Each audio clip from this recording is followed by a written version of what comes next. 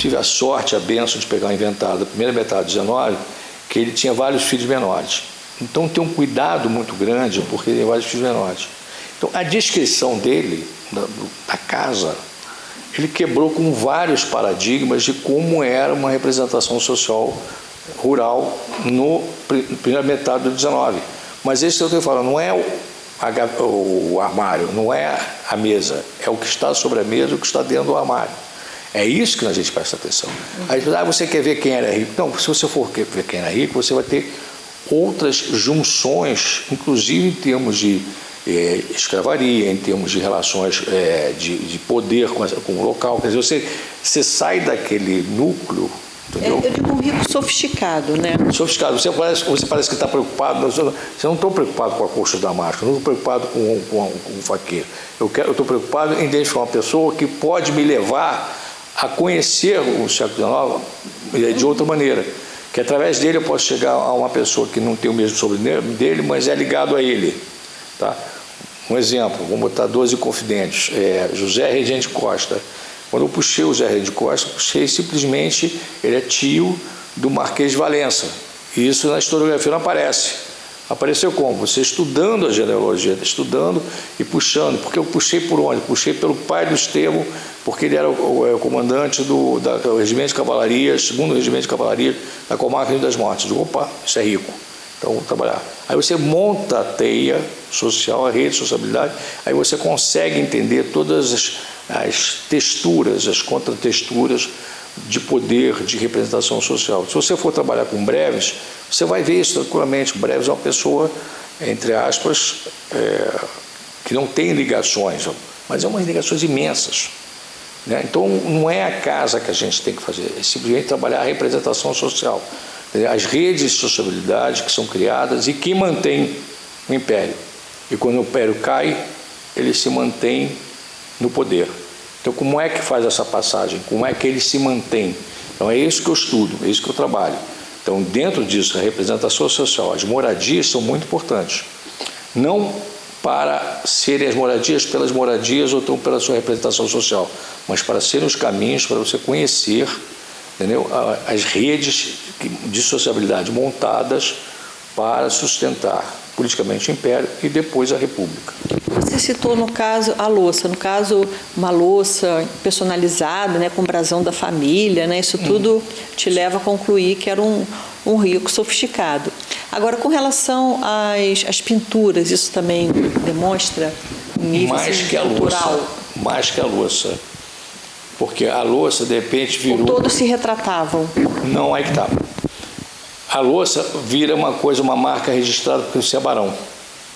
Então, isso virou uma marca registrada. As pessoas utilizavam nas suas louças, louças brazonadas. Quando você faz uma pintura, vou destacar uma, por exemplo, da Fazenda Paraíso, que é do Visconde Rio Preto, ou de uma Fazenda do Resgate, você está dando uma expressão de valor que, graças a Deus, se manteve, entendeu? Que mostra que ele é uma pessoa que tem um poder de dinheiro superior aos demais. Então, quando você vai trabalhar com o Manuel de Agavalinho, com o Visconde do Rio Preto, você fica assustado com o tamanho da sua rede e do que do que implicava. Então, essas pinturas são mais ou menos, muitas chamam de chinesas, é muito engraçado isso, mas são todas de representação social.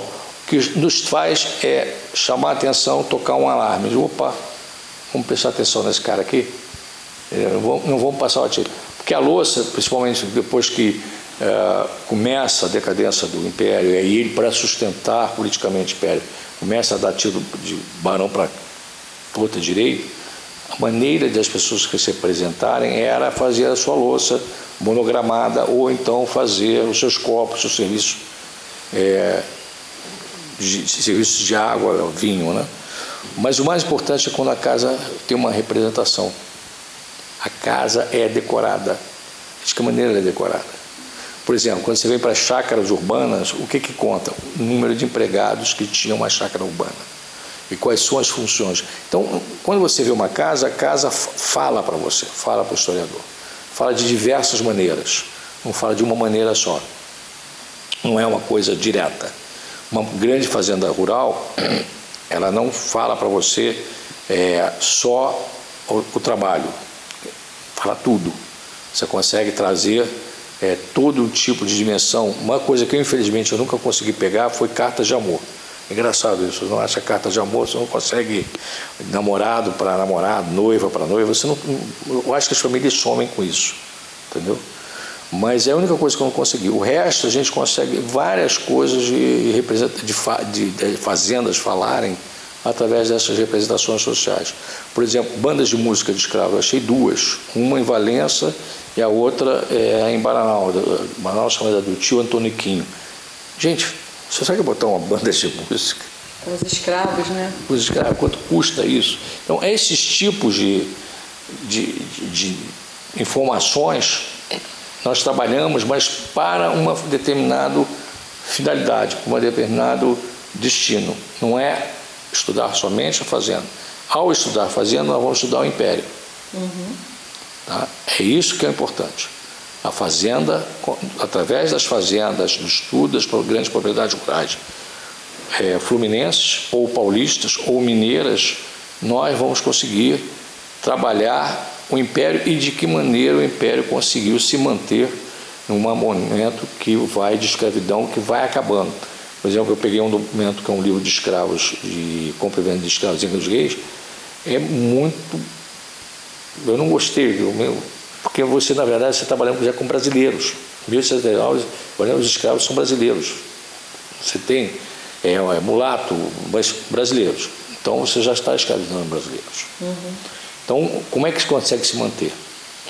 Como é que isso se estrutura? E há casas senhoriais, tanto urbanas quanto rurais, nos permitem ter acesso a essas diversas informações para construir o império.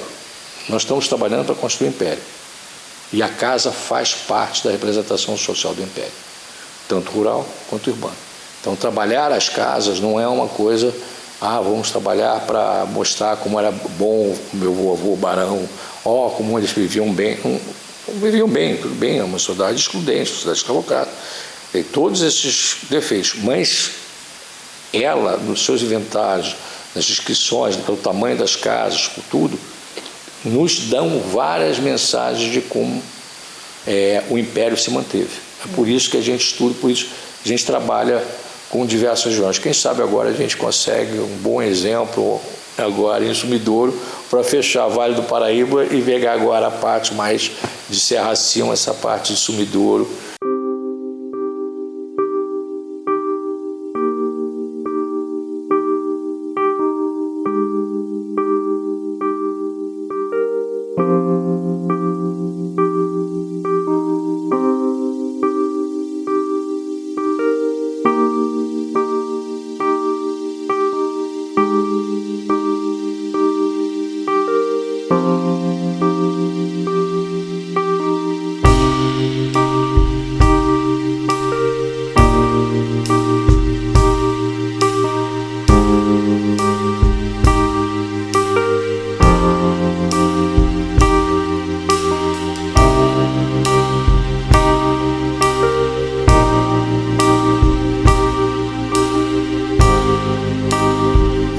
Por exemplo, York Green pintou diversas fazendas aqui na região de Aparecida, que é era distrito de Cantagalo, né?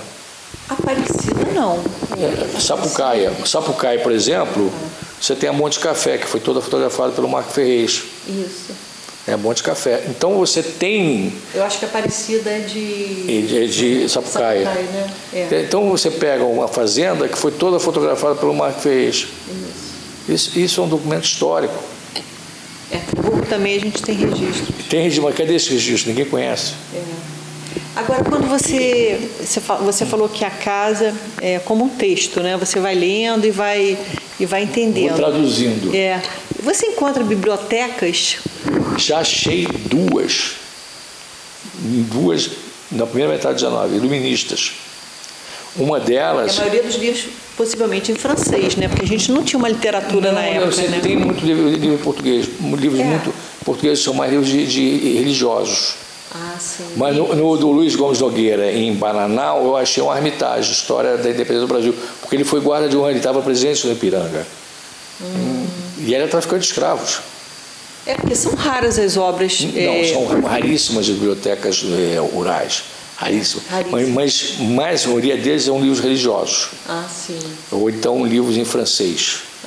Tá? Mas essa moda de livro francês veio até há pouco tempo. Alguns lugares eu fui, a Vida de Napoleão, tudo em francês, e os caras desesperados, não, minha biblioteca não vale mais nada, isso aqui já... Ninguém mais quer saber de Napoleão, ninguém mais quer saber de francês. Mas, principalmente no século XIX, era muito comum você ter esses textos em francês. Você tem uma representação social, por exemplo, várias óperas eram ensinadas primeiro na Europa e para o Rio de Janeiro. E as pessoas iam à ópera. Então você tem um ambiente rural e grandes proprietários tinham a sua casa nas cidades. Era comum você sair da fazenda e ia na época das festas, Natal, você tinha um casarão na cidade. Então, você tinha as duas representações sociais, a urbana e a rural.